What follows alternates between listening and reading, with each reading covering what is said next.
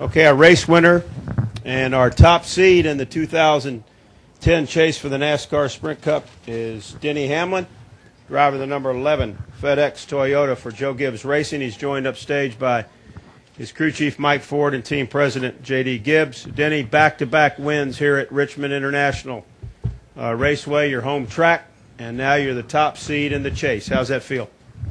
It's good. You know, I definitely feel like we spent the last 2 weeks trying to gauge where we were going to be. You know, we brought what we had in the shop and said, you know, we're going to try to start our chase early, and that way when we got to Loudon, New Hampshire, we'd be in the swing of our momentum, not trying to falsely start it. And I feel like we've done that. I feel like we very well could add 2 wins in a row right here going into the chase, but you know, last week is in the past, and right now I just feel, you know, really confident in the team.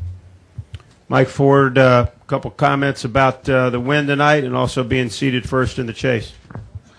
Yeah, like Denny alluded to, you know, we started our chase, you know, started our chase, you know, in Atlanta. You know, we kind of went through the summer months and stumbled. Shouldn't have told him everything during the course of the race, by the way. God, gave me a heart attack. So, you know, we started a little early. We needed to get some momentum, you know, going into the chase. Felt like we stumbled a little bit.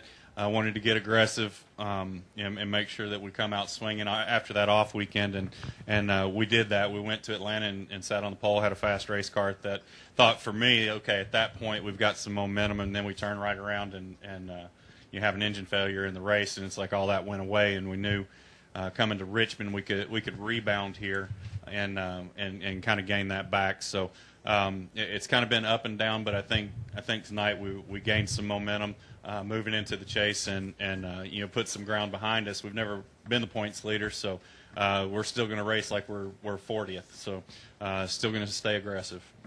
J.D. Gibbs, congratulations on your 2 drivers in the chase and also the top seed and the race win here tonight. Your thoughts? Yeah, no, just a big deal for us. You know, I think with Denny and Kyle as well, and to watch Joey all 3 in one night, hopefully get some momentum built up for the chase was really a big deal for us at Joe Gibbs Racing, and you know, hey, we love coming back to Richmond as well. Okay, we'll take some questions for these 3 guys. If you have one, raise your hand. We'll start right back here. Raise your hand high, Bob. Get him a mic, please.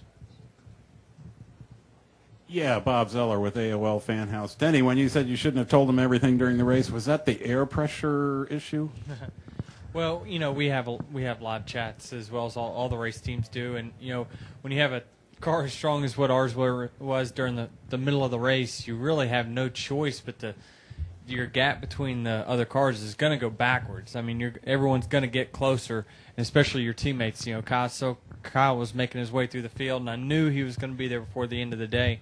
And of course, you know, any adjustment that we had one adjustment, I think our second one of the day, that really woke the car up, and you know, that's information for them to have as well. So yeah, it's just it's part of it, and I mean, that's what makes us as good as we are right now is having that 18 team as a teammate. He pushes us to be better, and I feel like he's done that since he's been here. Go ahead, David. Yeah, this is for J.D. A few weeks ago, everybody was kind of gushing over Kyle sweeping Bristol and that accomplishment. But here Denny is points leader, you know, 6 wins. What about his ability and talent? It kind of gets overlooked a little bit, but what can you say about him as a driver and what makes you feel like he should be a factor to win this chase? Yeah, I think what Denny, what he brings is really, from day one, we had him. He is smooth, he is consistent, hits his marks, and he doesn't necessarily show you what the car is going to be able to do at the end of the race. But he just stays there. And so at the end, I think the encouraging thing for us is having him there throughout this chase. I just love the fact that he and Mike, the way they work together, and they build some momentum, and they don't go out. He pushes as hard as he has to, doesn't go over his head.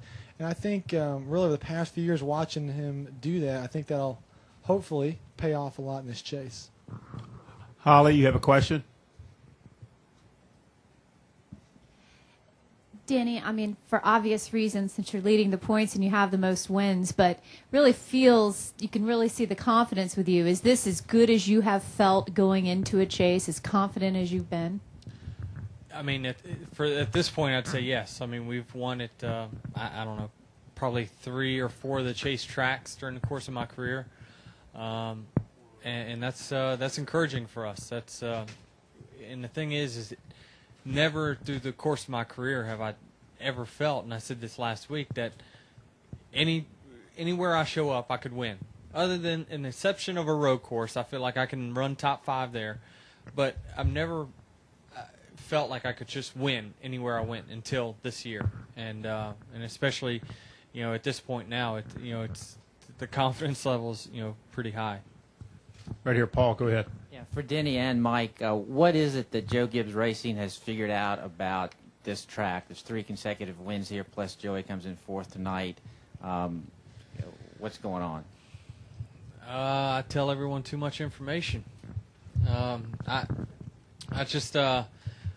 think that we feed off of each other. When Kyle came in 2008, I think I was definitely the guy that was better at the short tracks. He was better at the mile and a half, and we've just shared so much information and learned so much off of each other that it's made us better all around. And Kyle's won at short tracks, big tracks, and everything now, and we're winning at short tracks and big tracks. So it's just you need a competitive spirit like what he's doing for us to step up our game. If we didn't have his teammate as competitive as him and as good as him, I doubt I'd be in the position or won as many races as I had this year. So I think you need someone as competitive as what he is, and that will push your race team to be better.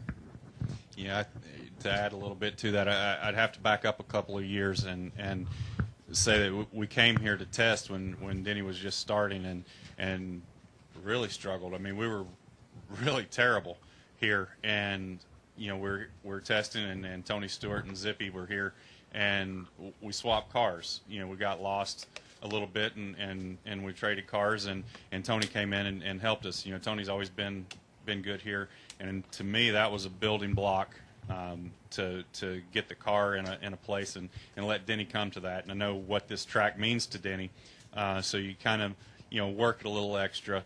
And I think when you get a track like that where you keep growing it, it helps everyone in the company because you can see the changes you've made and the direction you've gone. So I think it stems back to the 20 car running good here years ago.